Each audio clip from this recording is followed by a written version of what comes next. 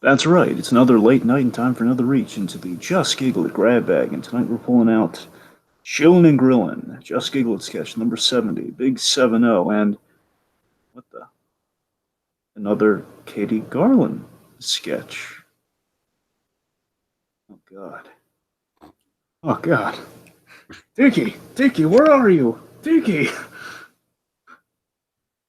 Oh, God. Oh, Tiki, where are you? I, I, I'm sorry. Is this my cue or? No, just Tiki, I need some acknowledgement. Where are you? I'm here, Dragon. I'm here. Oh, thank goodness. Oh, Tiki. It's another Katie Garland sketch recovering tonight. Do you realize what this means? Dragon. Oh my God. Ah, I, I think I might, Dragon. I think I might. I'm heavy breathing, just like the beginning of every Star Wars new trilogy trailer, because it's the Kate-Ening. The Kate-Ening. The Kate-Ening. All right. Man, you really put your all into that one, man. I'm impressed. I wasn't really sure what to do with it. I was like, "Oh shit, we never rehearsed this whole like are you here thing." Like I wasn't sure if I was supposed to like go right into it or what. Anyways, give me one sec, Dragon. Let me full screen this baby for us so our root image looks a little better. How the heck you doing, Dragon? Oh, just chilling. Hey, Grillin. All Well, of right. course.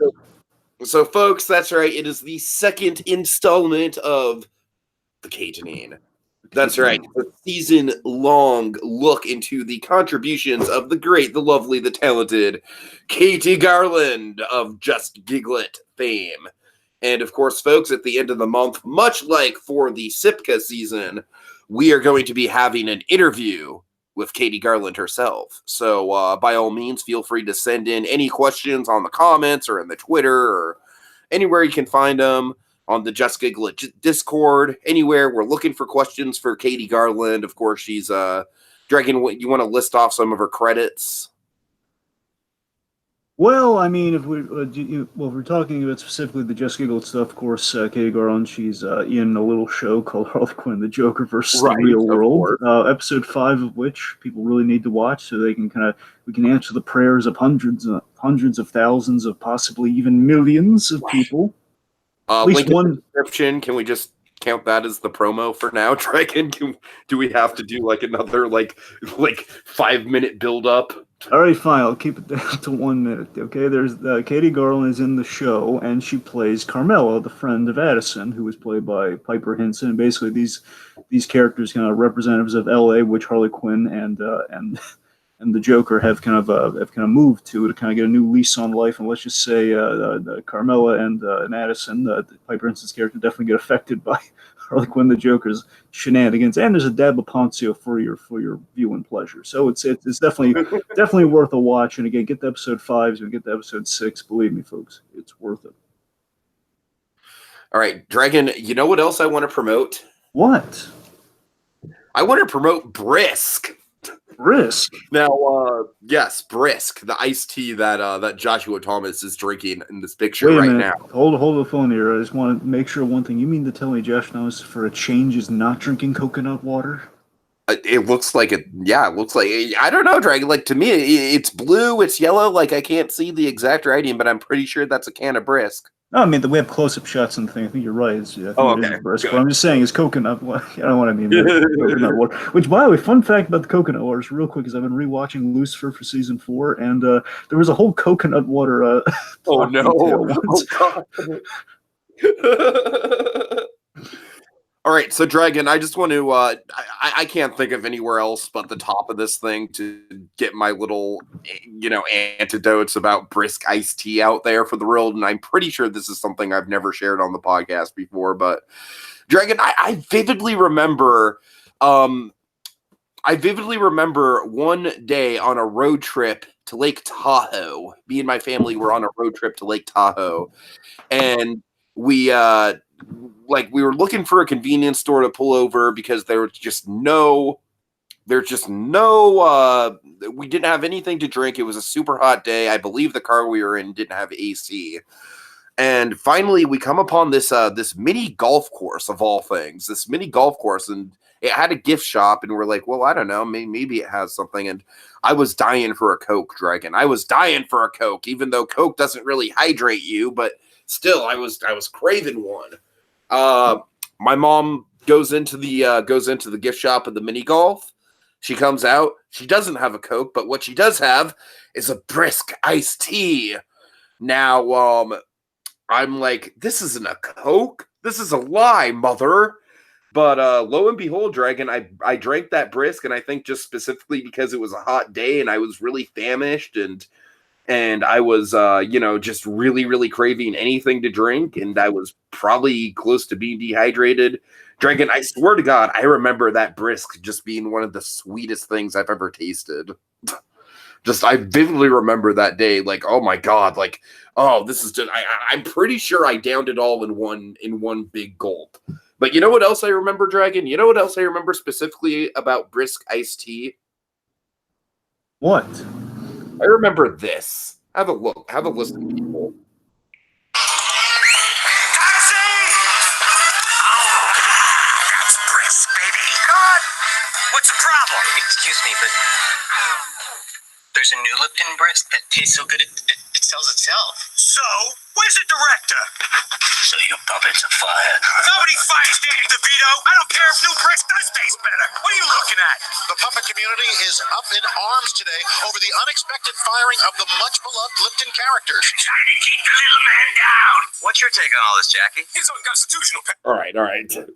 Dragon, do you remember that commercial at all? It sounds familiar, but again, I'm just going off the audio right it's now. It's a stop motion Danny DeVito. I'm gonna look into this. Oh man, and that was definitely like the most memorable association I had with the brisk brand at that point, was just the stop motion Danny DeVito. Nobody fires Danny DeVito. See, when you played that clip, I really didn't see it going that way, because I was about to make a transitioning point back to focus here. Was you were talking about like how how kind of sweet and refreshing the brisk was, and say much like our subject, which is Katie Garland for the Garlathon, for the Kate-Ening, and kind of like the Garlathon continues sort of thing, But then I played the clip, and you're just like, "Oh wow, that's." Can't really make the connection between Danny DeVito and Katie Garland now, so it's kind of all at this point. So, all right, well, regardless, Dragon, I have a question for you. Do you have any background on this at all?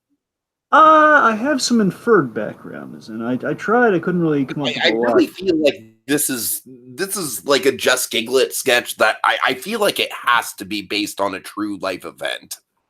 Well, here's what I do know. I have a little bit of actual background. Basically, anything beyond that is really inferred. I think some logical inferences. But anyway, so this is directed and edited by Joshua Thomas. Big surprise there.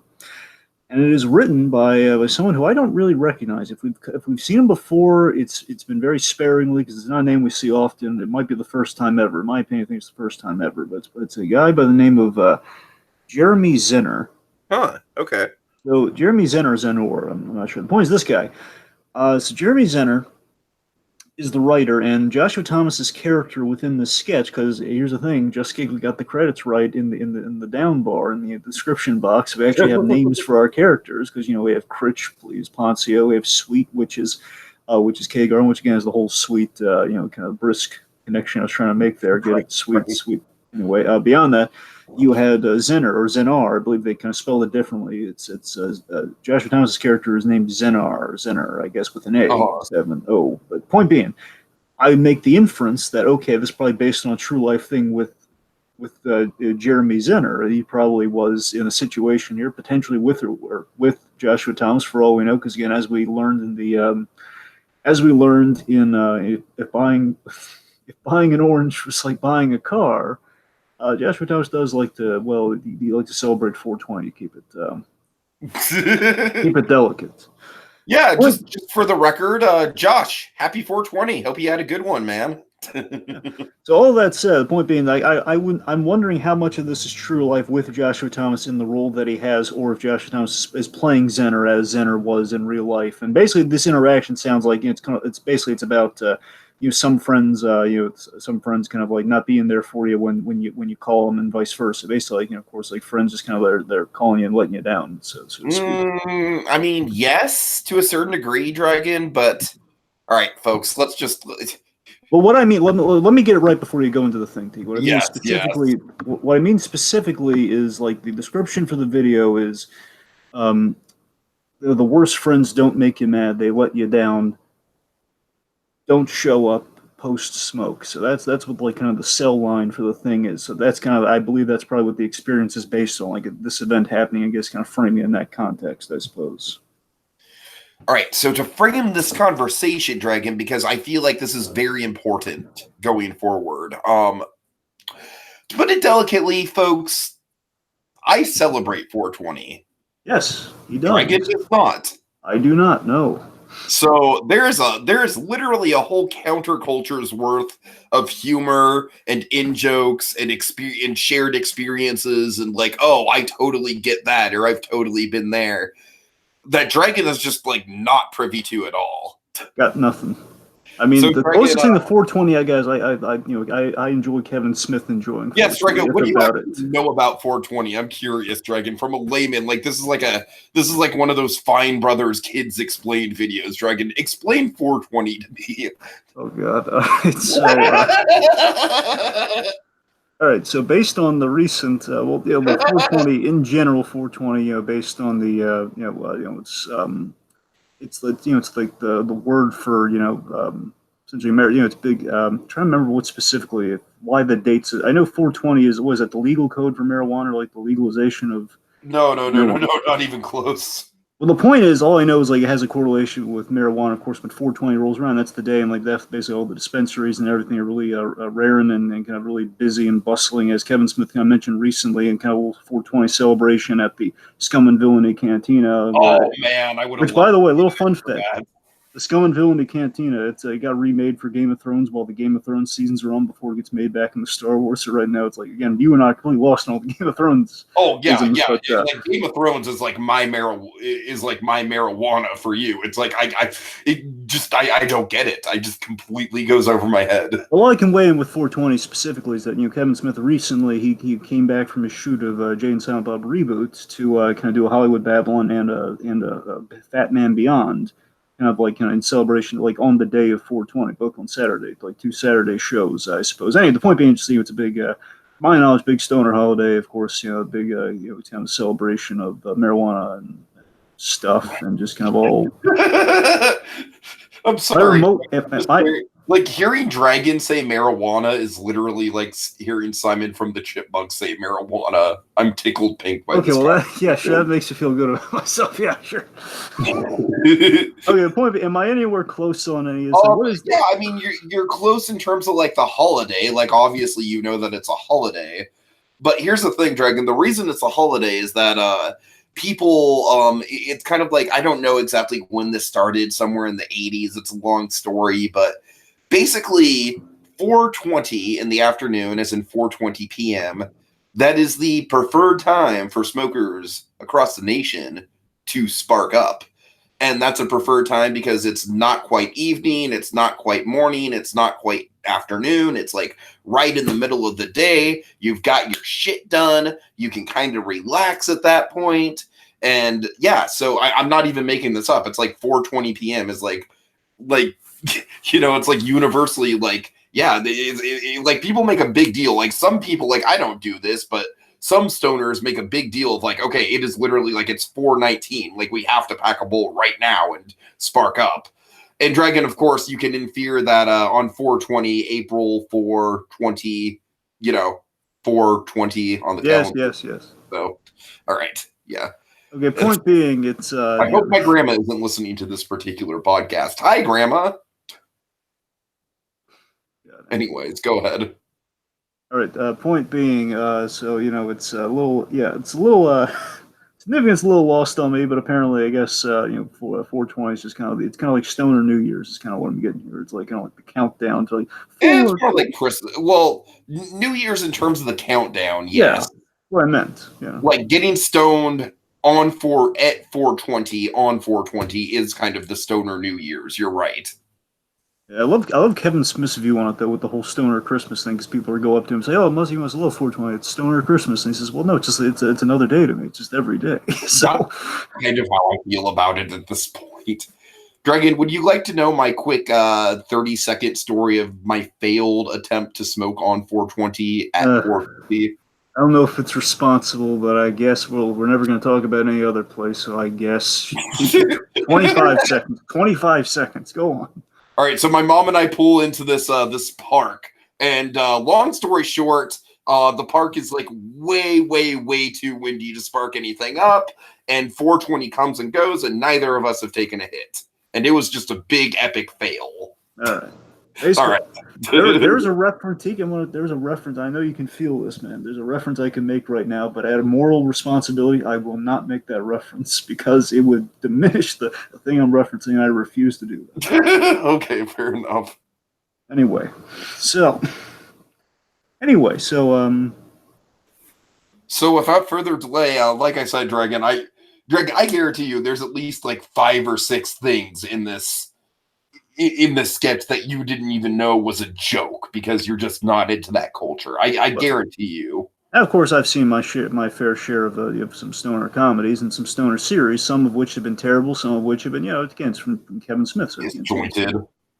That's what I was referring to. But yes, I'll probably making some disjointed comparisons along the way here. But beyond that, I mean, again, this is way smarter than disjointed. I know that's the point I would probably make a little bit later on, but yes, there's that, and of course I've seen some good stuff with like good to relatively good. So you've seen Pineapple Express, right? Yes, your Pineapple Express, your Jay and Silent Bob. I mean, I've seen Pineapple Express is like half of a good weed movie before it turns into an action movie. That's kind of what I'm getting at. Yeah, a little bit of it's just in general some of the Jay and Silent Bob films, as well as some of the View Askew-verse kind of Jay and Silent Bob's appearances for the most part, but beyond that, again, that's not really like he's an expert in this. Like, by no means am I an expert in it. The point is, I got the surface level gist of it. That's okay. You know how much of an expert I am, Dragon? I can pretty much guarantee you that I've literally gotten stoned to pretty much every single Disney movie that exists. Hey, this is the kind of stuff I never thought I'd really need to know, but.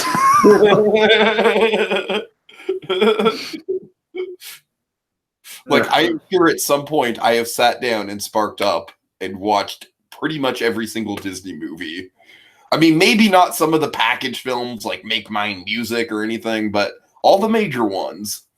So basically, what you're saying is you're more for the green elephant experience than the pink elephant experiences. Oh, pink elephant! Oh my God, you can imagine how fun that is. Oh goodness! All right, so this is all just territory. I'm not really.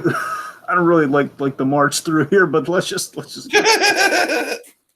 Well, right. It kind of comes with the territory because the sketch is kind of all about stoner humor. Okay, well, look, the big point here is that we have two different perspectives that I'm sure we'll definitely kind of see how the layman would kind of take away from the sketch, and how I guess kind of the experience kind of the experience guy would take away from this. So exactly. All right, so Oscar and Felix at the rescue here. Let's get. I also feel like if you did smoke weed, you would be a Poncio and I would be Joshua Thomas. Like, you'd be all responsible with it, and I'd just be like, yeah, chilling and grilling, man. If you listen to Hollywood Babylon, you'd hear Ralph Garman, like, again, on the 420 show, they regaled, they reflected on the time Ralph Garman, there was like a juice. Sometimes, like, they infuse marijuana into things, right? Uh-huh. And there's like this, there's like a juice, and basically a fan gave him juice, like for Kevin Smith, and he sampled it, Ralph Garman, a famous drinker. And he drank, he assumed, again, he just drank it like he would drink anything. Of course, it was like, a big amount, and he was kind of paranoid and freaked out. But that's pretty much, I can guarantee, like that, and what Seth MacFarlane tells these great stories about something. He gets really paranoid when he gets stoned, and I would probably reflect that as well. I'd probably be uber paranoid with it. If I were to guess, I would be. Here's the thing: I can't trust that sort of thing, man. Like I've heard some good stories, but I've heard a lot of I would like advocate the use in regards to, like, I've heard stories where girls. There's like a little girl who had seizures, and that thing brought her. Sure. That's what I'm saying. Like in that case, that to me is a no. Medically for like stomach aches and migraines and stuff. The medical use is something that, again, I wouldn't trust it myself personally, but I do absolutely agree. Like, again, it is a benefit to a great number of people, especially people who really need it. So, but anyway, off of just discussions and stuff about politics and whatever. Let's just get right into it. All right. So we start with Poncio. He's Poncio. Poncio. He's getting ready for work. He's got all his clothes laid out. He's got a towel. He's about to take a shower, and very bad timing. He gets a call from Zenar. Yes. All right. So Dragon, I really love, like, this sketch is almost like kind of like told in two parts. You know what I mean? It's like part one is the whole, like, excitedly, like, canceling work, and then part two is kind of like the revelation, like, this is what's really going on. Yep. Yeah, we do have this. There's something really neat that's in the opening of all this here, where we have this interesting perspective shift, and that's the thing I really want to give this points for, is that we do this. There's kind of an otherworldly fake out at the start of this that we then we have like a great kind of. There's a really great edit that we have when we transition from, again, kind of the first part to the second part. So the first part right now we're going to focus on. Right now things are we're kind of getting the sell of this party that they're having. How does that phone? How's Zenner's call to Critch go? What's up? We're chilling and grilling. I love how Poncio, based on my thing, I wanted to highlight Poncio. I love how human Poncio's performance is here. Just a very, very human, just kind of at a real life, like if you know these people. Oh, yeah. Poncio is definitely the straight man, and he's kind of like the, he's kind of like just the sane man in the room when everyone else is just completely off their shit. Absolutely. I think there's a lot of just kind of like Poncio being a laid-back guy in real life. He's kind of the laid-back straight man right now. He's just like he's kind of like taken aback by the yelling over the phone, but he's just kind of all smiles and everything. He's kind of sitting there on the bed, so just kind of taking the blows as they come in a good way. There's a moment in the sketch about like 2/3 of the way through where Poncio's like very earnestly trying to salvage the situation that I think is just adorable. We'll get to it. Oh, we'll get to it. So we have points like this party. This what sounds to be. I got a little. Yeah, we hear a bunch of chatter in the background. We hear music.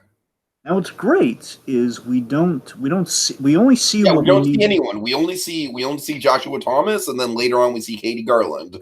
But I love the trigger. I don't know how intentional this is. There is a chance where this is somewhat a happy accident because what we have later on. But to me, what I really appreciate, I'm assuming this is intentional, is I love there's like a trick of the lighting. I mean, tell me if you got this too, because again, on the phone call, again, we don't see anything, but what we we hear the audio. Of course, there's an audio trick where again we'll get to the reveal of it later on. But what we have now just sounds like a party is going on within the scene. Oh, it's a trick of the lighting. I also think there might be some color contrast going on as well. That's what I'm getting at with the color contrast, because right now like, this seems like all sunny and like a summery sort of outdoor party, right? Again, it feels like grilling weather, hence the chilling and grilling, right? Of course, Dragon. I think the really kind of the subtle humor going on here is that Joshua Thomas and Katie Garland are calling Poncio in the middle of a smoking session.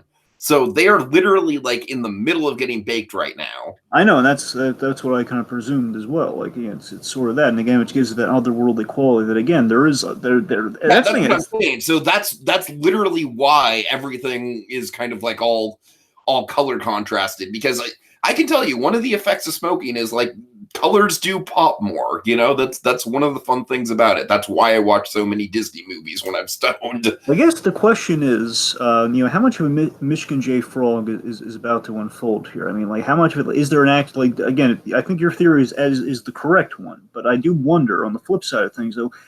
Could it be there's like a party going on that will then disperse? Like, do you think? No, I don't think so. I really don't think so, because I've been around these kinds of people and I've been this kind of person. And Dragon, I can definitely tell you that I've been in that sort of situation where I smoke and I'm just really lit up and energetic, but then it hits me and I'm just like, I want to go to bed.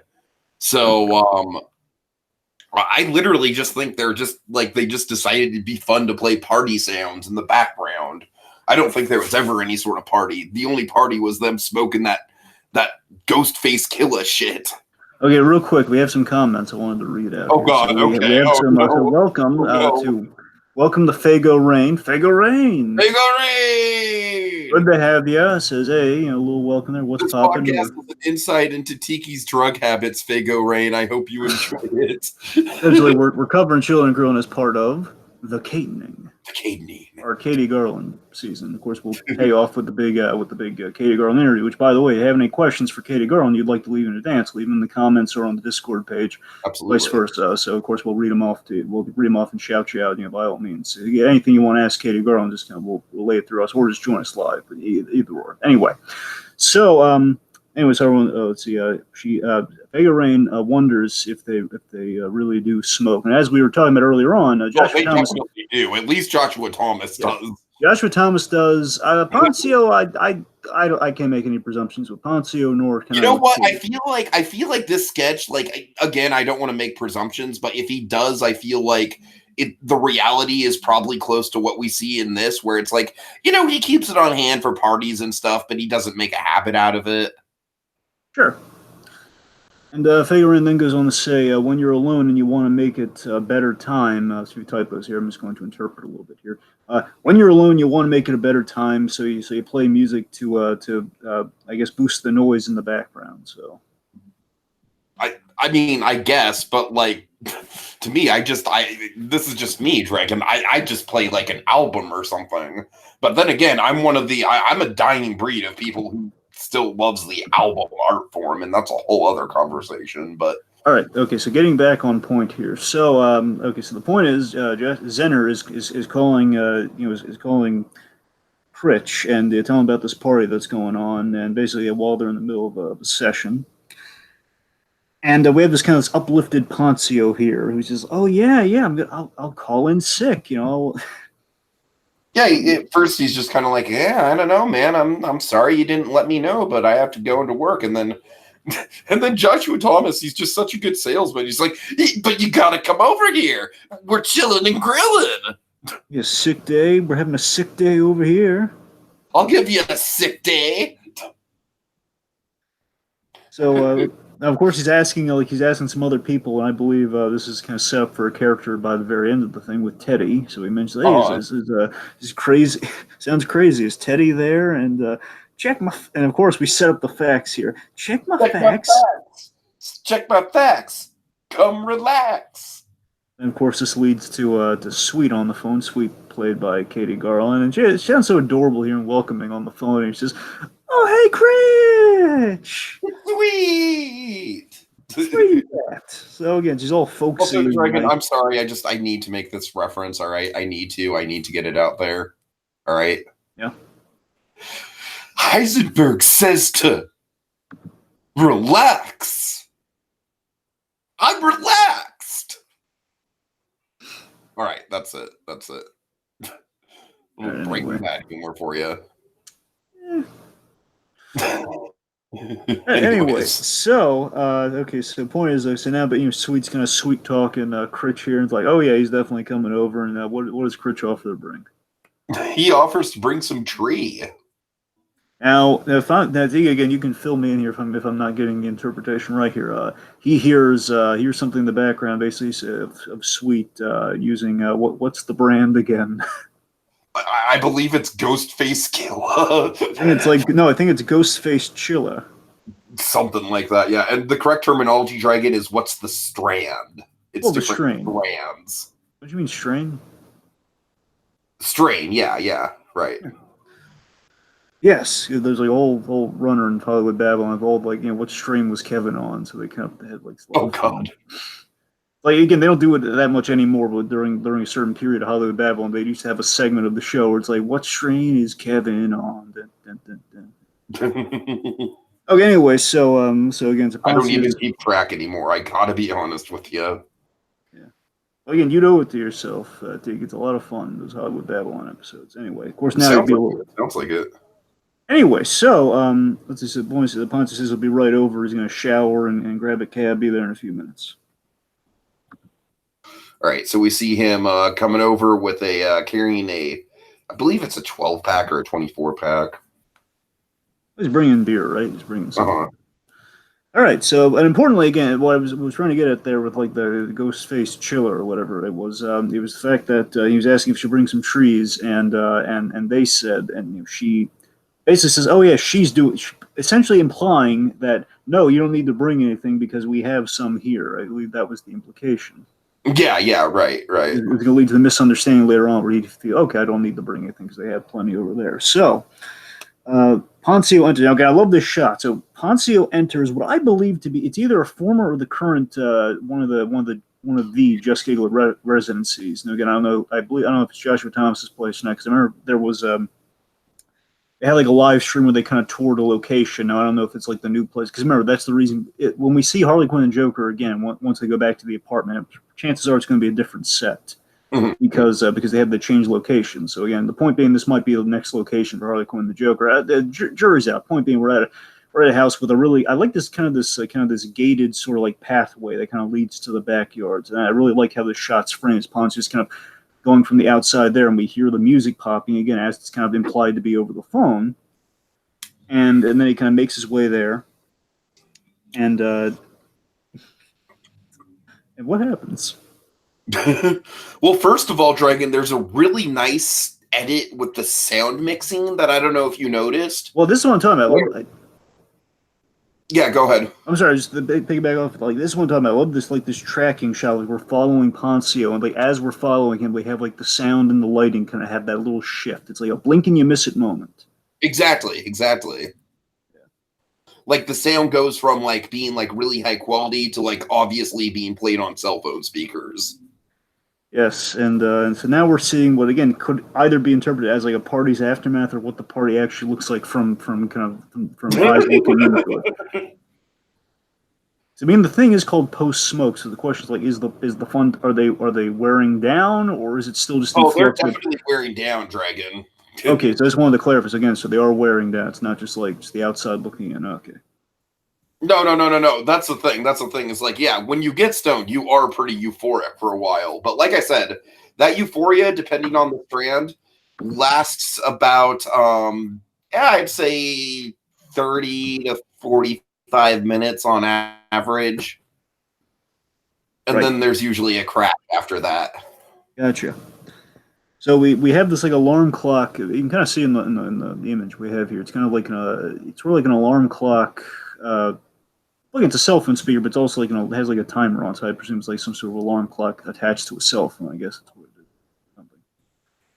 And that's what's playing the music, because I love this gag. I love how this is timed and everything, just with the comedy of it all here. Where Joshua Thomas is like hitting the thing, and so he just like hits it a few times to like, turn the music off. I just love that gag so much. It's just so funny. We're just seeing again the mundanity of it all, and again this whole sketch is kind of an exercise in mundanity and repetition. Because again we're almost doing a Frank Miller thing. We're just repeating the same, or like a Tom King or a Frank Miller thing. We're just repeating a line of dialogue multiple times. But again, we're just kind of, I guess, the better comparison with the Barry thing we've been doing.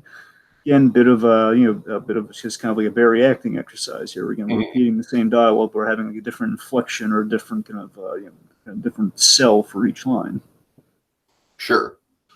And of course, we have Katie Garland here, just being really. I'm sorry. Well, before we get to that, so he enters. So it has a dialogue go here. So again, he enters and they turn. I mean, it goes pretty much the same. Like Poncio's just like, "Hey, what's up?" He's kind of taken aback, and then Joshua Thomas, very lethargically, is just like, "Hey, yeah, man, we're just chilling and grilling." Cool, just you guys. Then we have Katie Garland here in response to just this. Katie Garland just sells the lax, just kind of the laid back, just kind of laxed. Man. Yeah, just us. We just chilling. She has like the laugh too. It's just great. So this is what I really love in the dynamic. Here's what I want to kind of highlight Katie Garland for in this. Really, is that and of course we talk about the whole thing where Joshua Thomas and Katie Garland usually on screen have a very antagonistic relationship, and so it's nice to see them kind of be best buddies in this thing. Yes, it is very. Ordinarily, the best comparison I give for an ordinary basis, at least on screen, Joshua Thomas and Katie Garland, they're kind of like Garfield and Nermal. Exactly. The Nermal to Josh Thomas's Garfield. And it's kind of like a more laid back version of it right now. So it's just like, oh man, she's like they're cool with each other, and what I love with Katie Garland, the weed if they bond with weed, because I gotta tell you, Dragon, I've had some friends like that have come and gone over the years where it's like, when I don't smoke with them, man, this guy's a dick. When I do smoke with them, I love you, man. Right. I swear to God, I've had those experiences. Well, I don't doubt it. But that's what I'm saying. I love what Katie Garland's doing here, because to me, I think the dynamic is this. So we have Ponce as the straight man. We have Joshua Thomas as the kind of the I would describe it as he's more of the he's the broader kind of pothead, if you will, and Katie Garland is more of the pothole, where she's kind of caught in the loop of just it's like kind of the pothole loop of where you just kind of you repeat the same information, or you're just going in kind of like a you're kind of making the so something's not clicking. You're like a little too laid back to be discerning. Right. Yeah, that's kind of where she's at right now. And again, just kind of they're balancing out the stoner dynamics. It's not just like one. It's not one cliche. It's kind of reaching the broad. Which is exactly what I hated about Disjointed, was that Disjointed, every character was the exact same level of stoner.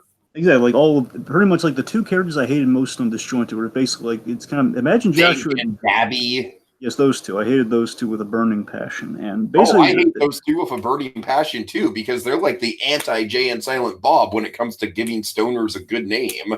And that's what I'm saying. That's kind of what you have with kind of what Joshua Thomas doesn't is doing. Mean I don't know people like that, but still, we don't want those kind of people being the poster children of our culture. I remember telling you when I watched Disjointed, and again, more than you, I actually finished Disjointed because I just had a morbid curiosity. I couldn't last, I maybe got a little less than halfway through season 2.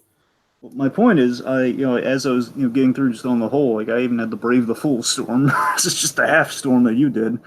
But anyway, however far you got in it. Point being, the thing I remember telling you is that I'm not even the stoner culture or anything, but I'm offended by those guys. Right. I have no right to say that this is offensive, but I mean, I can imagine it being offensive. It is. And that's what I'm saying. Joshua Thomas, I gotta be honest with you. Like I said, the first couple episodes, I was like, I know people like this. This is kind of funny. And then by the end of the first season, I was like, fuck. And I feel this Zener character that Joshua Thomas is playing, again, without that tie. He's a much better representation of pretty much exactly the same type of humor that they were going for with Disjointed. Exactly. And what I'm saying is Katie Garland is kind of the key in balancing that out and kind of making it a little bit more clever. Whether I'm fully kind of getting the full extent of it, and I can respect what they're going for here. And again, I can see where it's a kind of a cleverness. We're balancing it out a little bit more. It's not just we're not playing like a cliche of just he's the idiot stoner, where it's he's a stoner. He's just really laid back. And more so, he's just more untethered than she is, and she's just kind of the Katie Garland is just kind of she's kind of the earthly good vibes kind of stoner. You know what I mean? That's what I'm saying. She's pretty much in control. For all we can tell, she's in control of her faculties, but she's just kind of caught in that loop of she's in the pothole, if you will. Again, she's just kind of hitting the space where she's kind of hitting this pothole. I gotta tell you, Dragon, I've never heard the term pothole thrown around in stoner culture before. No, I'm sure it exists. Pothole. I'll have to look that up on the 420 wiki or something. Well, pothole is when a stoner. Again, you can correct me if I'm wrong here, but again, I've heard from Kevin Smith. That's where I got it from. He said a pothole. You got it from Kevin Smith. Then okay, never mind. I just haven't listened to enough. Kevin Smith. He's kind of the gospel on stoner culture. So yeah. Well, the point being, it's fucking scripture. Well, the point being, when a pothole's when you're saying so, basically you lose your track and you completely forget what you're saying. And or you get caught in that loop. I think you can probably remember a few times where I was probably caught in a pothole on air. Well, you see what I'm saying. So that's essentially what Katie Garland's character is going to bring into the fray right now. That's again, she's kind of balancing again a little bit more of a. Always we're fleshing in kind of three varieties of stoner. The casual, most likely with Poncio. We have just kind of the uber. It's kind of the potentially annoying stoner with Josh Thomas. We have Katie Garland is kind of the more just kind of in the middle between the two there. And again, they all bring each other a great deal of balance, which I feel again that kind of helps facilitate the whole sketch. I think it kind of helps in the grand scheme. Anyway, but then we get a moment that just makes me laugh out loud.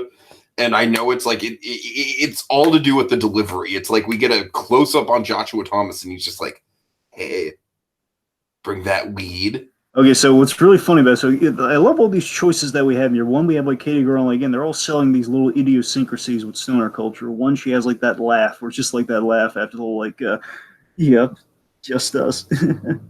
Uh-huh. So she's got that laugh, and again, I'm not doing any jests here. Trust me, folks, it's quite funny. And then we have Josh Downs. What we're doing is we have a sound that happens as he says that. It's like a little chime sound or something. Oh yeah, right. That's what really sells it. But here's what's better. Okay, and this is Joshua Thomas, kind of again just doing behind the scenes, really, really just kind of executing this flawlessly in the direction more so the editing. Of course, Joshua Thomas, editor extraordinaire. He's done Troopers recently for the folks out there, fans of the college humor show Troopers. Joshua Thomas, what he's done here is he's just has that smile on his face, just that crap eating grin. He's got that on his face, and we cut a Franco grin almost. It's a what?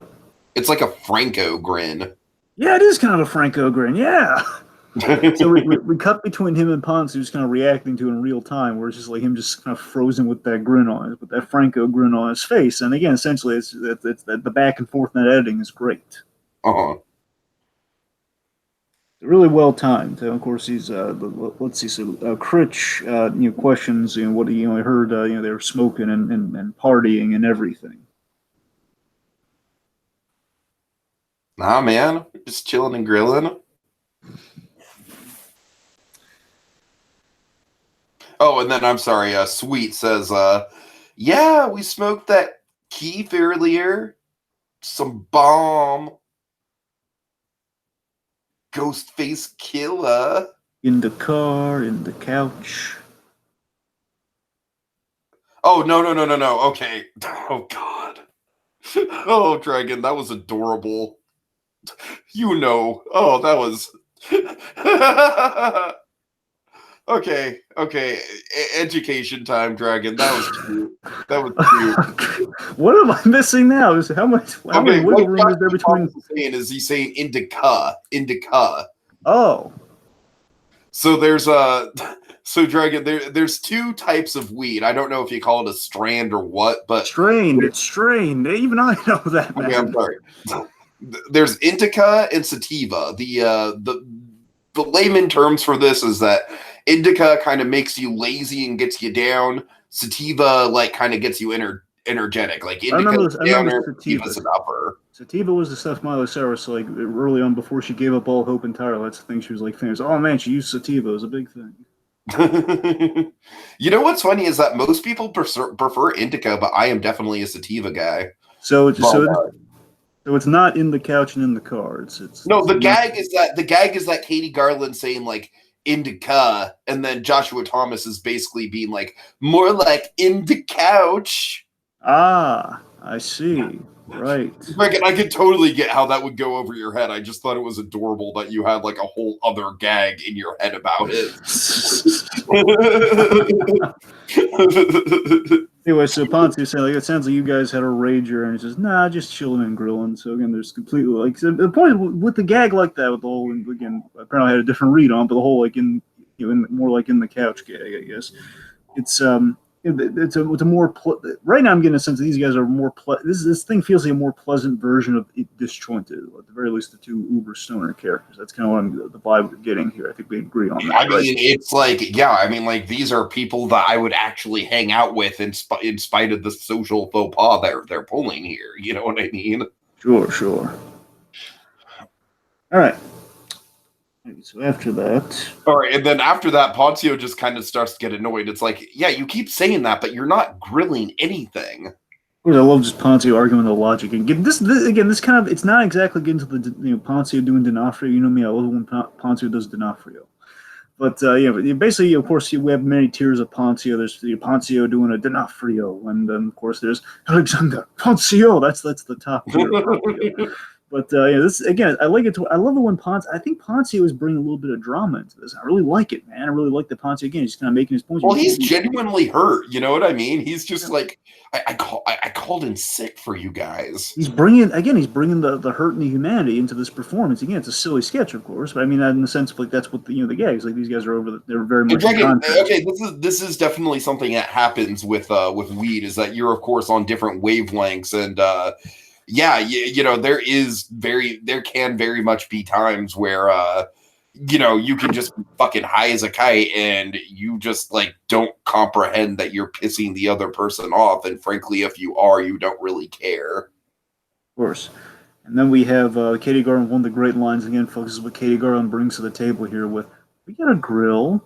Dragon, this is some Barry shit here with Katie Garland being like a very generous scene partner. She doesn't have a lot of lines in this, but she really elevates it. She really kind of, like you said, she's kind of like the perfect ingredient between the two contrasts with Poncio and Joshua Thomas. Again, she's, as I've said, like the comparison I'm going with this season for Katie Garland is that she's the safety net. Again, she's the generous scene partner, safety net of the sketch. Where again, it's like you have like your main players, like your acrobats in the scene. And of course, like she's like when in doubt, when you need something to kind of keep the energy up or keep the dynamic, keep the balance of powers, kind of keep kind of safeguard the whole thing. Like when in doubt, and just when you need that security, that scene partner, just kind of make sure everything goes accordingly. That's Katie Garland for you.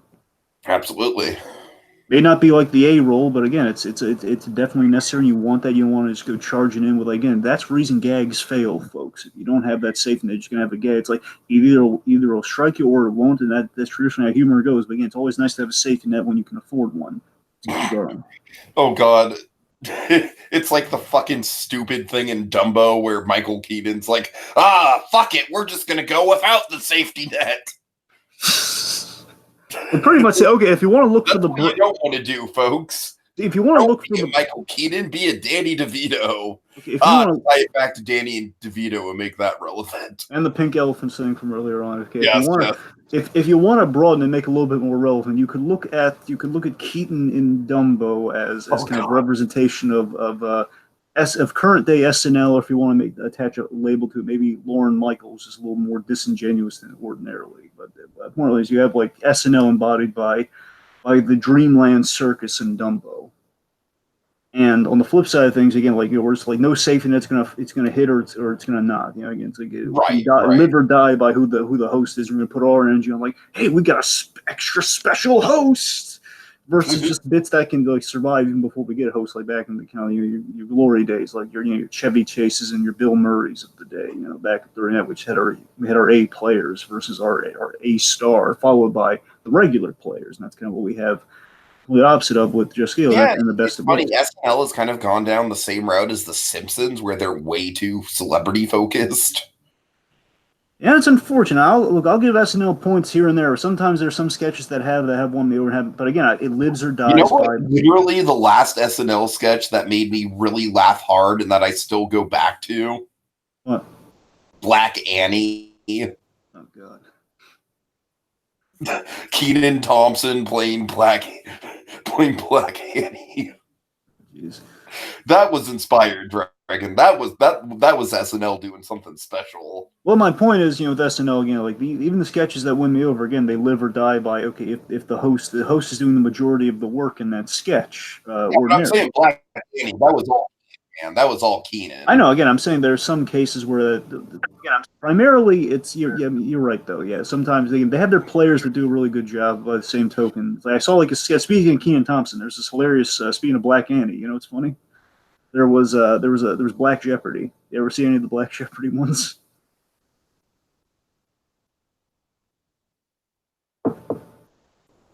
Anyway, so there's Black Jeopardy, and it's like Tom Hanks was on there. So again, you have your star, but in a very diminished capacity. But again, he's bringing the laughter, where the focus is on Kenan Thompson. I guess Leslie. I'm blanking on it. Darn it! I don't know why I'm blanking on it right now. Leslie. Darn it! Now it feels. Sorry, folks. I feel a little stupid right now. Anyway, moving on. Okay, anyway, moving on for the SNL comparison anyway, because that name's going to hit me. I'm just going to feel really stupid. Anyway, beyond that. Tiki, you still there? Okay. Anyway, moving on.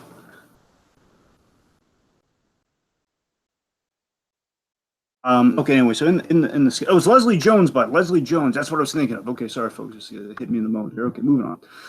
All right. So, okay, anyways, getting back to the sketch, of course, we have, we got a grill, and of course, it's pointing to this grill that obviously is not remotely in use. We, the grill is not remotely in use, and we have just kind of this kind of hello? Yeah, hey there. Sorry. Okay, anyway, so I'm talking about like the whole, we got a grill and the whole like the war of the raspberries.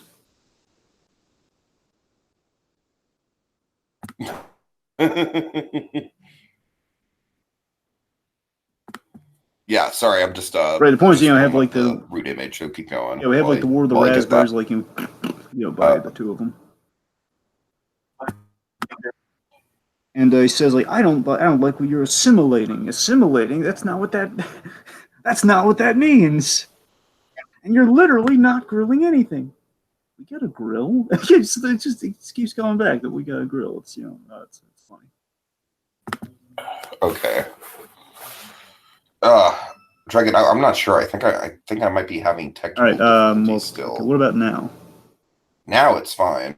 And, well, what I was saying is, the whole like the war of the raspberries, and the fact that you're literally not grilling anything. We got a grill, and of course, just sympathetic Poncio through and through right now. It's just like, and this is where we get Poncio doing some real acting here. It's just, yeah, this is exactly the moment I was inferring earlier, man. This is like Poncio like salvaging a bad situation, trying to make it work. He's like, all right, well, you know what, guys? Wait, I'm sorry. He's like, I call that a work, and that whole thing. Yeah. He's calling out of work. You're not grilling anything. You're literally not grilling anything. And then I'm sorry, that wasn't the moment I was thinking of. The moment I was thinking of is coming up still, but what does Joshua Thomas do? Oh God! Okay, so I want to highlight this before we get to Joshua Thomas's response, because I love this. So in the acting, Poncio is the straight man. We get a sense of a history within these friends, where you have like the systemic frustration in the friendship, where again, like he's kind of the odd man out from time to time. You get a sense of here, and I like how we get all of that kind of inferred within this scene, because then we have Joshua Thomas. Basically, what Joshua Thomas does is we have these knowing looks like that implies all the years of friendship with stuff like this has happened. This Poncio's just had it, man. Where Critch is just he's done had it where he does like, I got you got your facts, so relax. You got to relax. And we have the beep, they go beep, and basically he mimics. And I think Poncio's just like, oh come on, man, don't make me sit here and watch a bit. Yes, one of the great Poncio lines here is like, don't make me watch you do a bit. They literally just literally is oh yes, you literally are faxing relax. He actually fax relaxes as he pops it out there. So it's a piece of paper with fax. All right, that's really fun. Good job. All right, and this is what I'm talking about, Dragon. This, to me, is the most sympathetic moment that Poncio has. He's trying to salvage the situation, man. He's trying to make it work. He's trying to be a good friend. He's like, all right, well, do you guys want to, like, go get some coals, get some meat, actually grill something? Maybe we can at least hang out a little.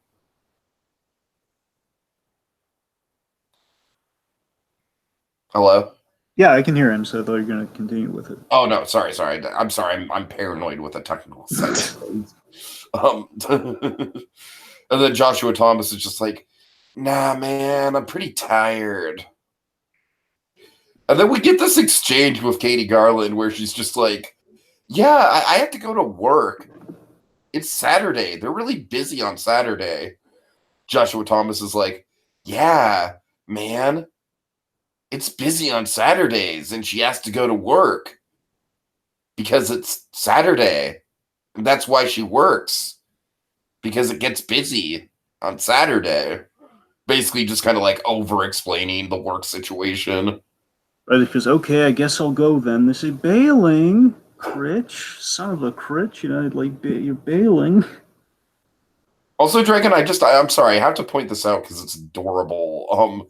Katie Garland actually commented on this video, and she's just like, poor Alex. Oh God! Again, that's Poncio, man. He's got that likability, man. He's channeling. Again, there's a little bit of human drama in this very low stakes stoner drama. Right. Again, there's a little there. There's there is. there is some human drama because it's like, man, you only get so many sick days you only get so many sick days a year and everything, and you want to make sure you're using your sick days on something that's worth using them on if you're not actually going to call in sick, you know what I mean? So there's definitely some drama going on there. It's like Ponzio's getting frustrated now. You just said I'm out. So they thank him for stopping by, but just facts, just thanks for job. What's the line? Just have a fax, just relax. Yeah, like basically just quotes that again. So he's facts, not just relax. And this is, why are you saying that? And then literally nobody faxes. Again, I just love that he comes back in here. He's just so charged. This is the Ponzio I love, man. It's getting close to that kind of Ponzio. He was just kind of willing to let things lay where they were, but the fax thing was just too much, man. That was like a step against logic too far for Ponzio. He re-enters after his exit here. He's just calling him on the BS right now. Okay, first of all, no one faxes, all right? Literally, no one faxes anymore. I called out of work. We just said we were grilling, you know?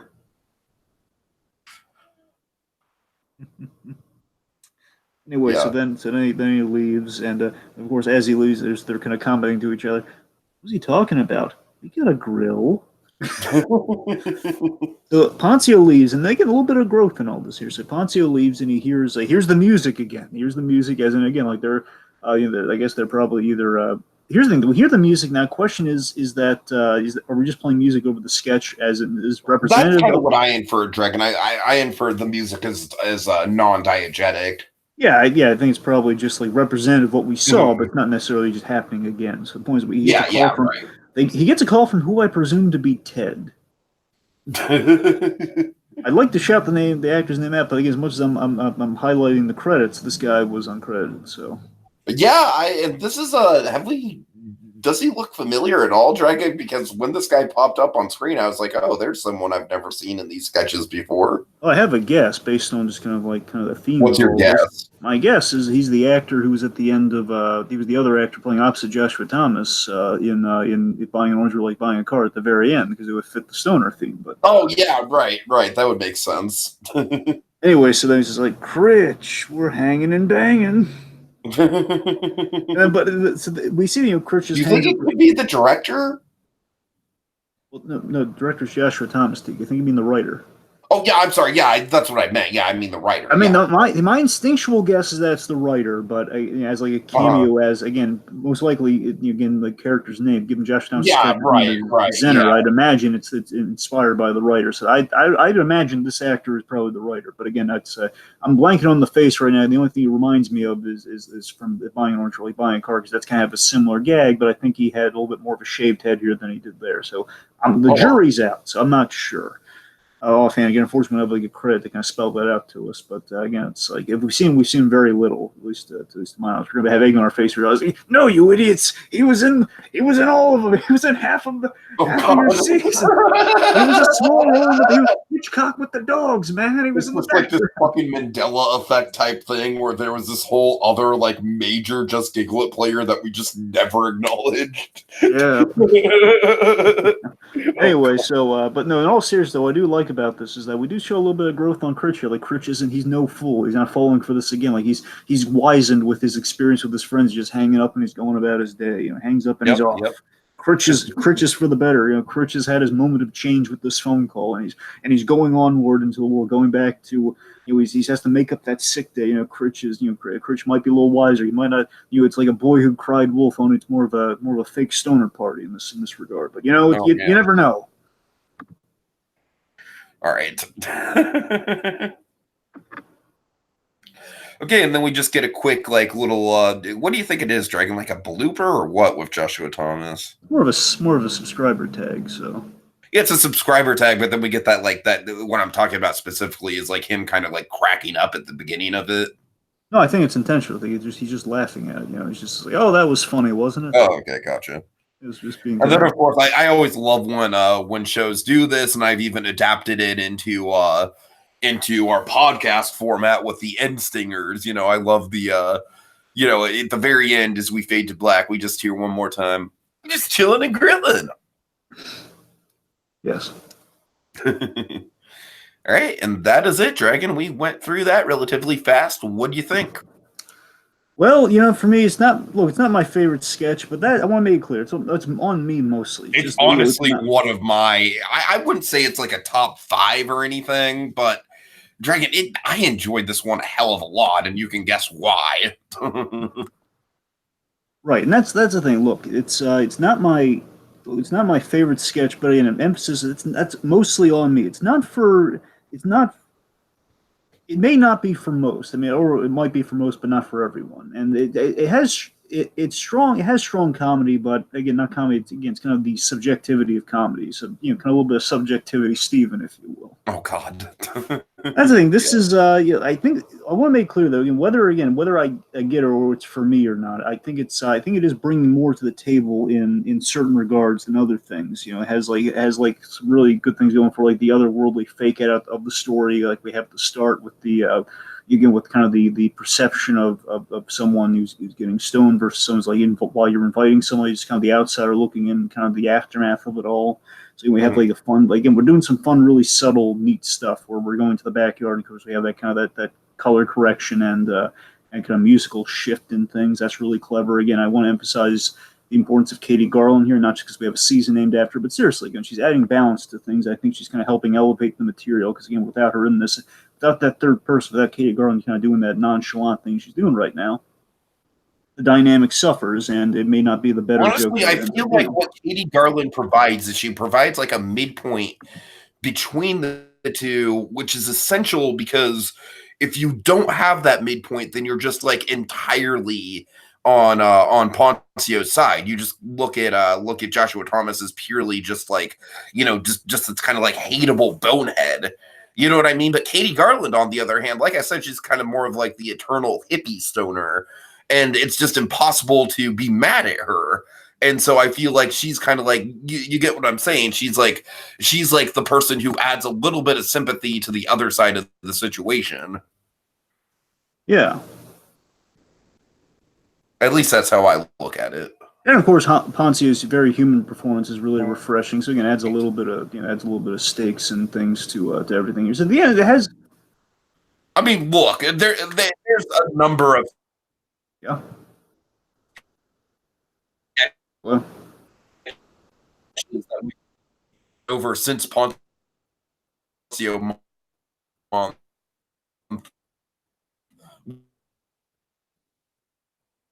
where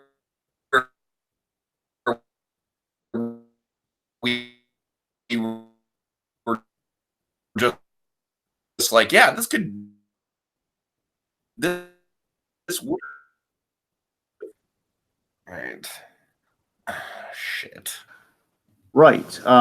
You might want to summarize that just real quick. That last point you made about Poncio.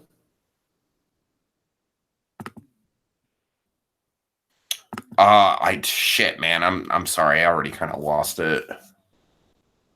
All right. Okay. Anyway, the point is, you know. No, did you get the point I was making about how Katie Garland, like how she's kind of like the midpoint where if it wasn't for her presence, you'd just be entirely on Poncio's side and you'd just be like really fuming at Joshua Thomas. But I feel like Katie Garland being there, she's kind of like almost the mediator between the two.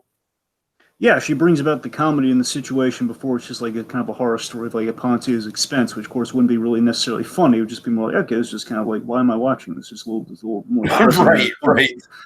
So again, Garland kind of saves the day behind the scenes, and I think again it's kind of like she was built into the DNA in the background of the scene, but again a very important fixture within the setup and the comedy and the delivery. So again, hence the reason we've included this within the ranks of the Kate-Ening. The Kate-Ening. All right. Right. Okay. Okay. Well, I guess, go ahead and end things out, Dragon. That does it this time. Oh wait, hold on one second. Can you I'm sorry, can you like riff for like 30 seconds? Folks, again, we're going to end the Kate-Ening big. Before that, we have something really special for next week, something that is not specifically on the Just Giggle It channel, but something that does very much reflect Katie Garland's range. Because right now she's been kind of a background player. We're going to see something she's kind of taken the lead in. It's going to be really interesting. It's going to be really impressive, and something I think everybody's gonna like. And of course, folks, it's going to be on Monday instead of the usual Tuesday that we do. Monday, May 6th, I believe, is when we're going to be doing the big Katie Garland sit down. You kind of the Garlathon. It's a Garlathon of talking to the girl herself, as of course kind of bring the grand end to the Kate-Ening, the big event that is hit. So you want to be an Imagineer for the Just Giggle It grab bag. It's going to be big. All right, so round things off, Dragon. I'm sorry. Go ahead. Oh, wait, no. All right. Anyway, so that does it for us this time, folks. Until next reach into the Just Giggle It grab bag.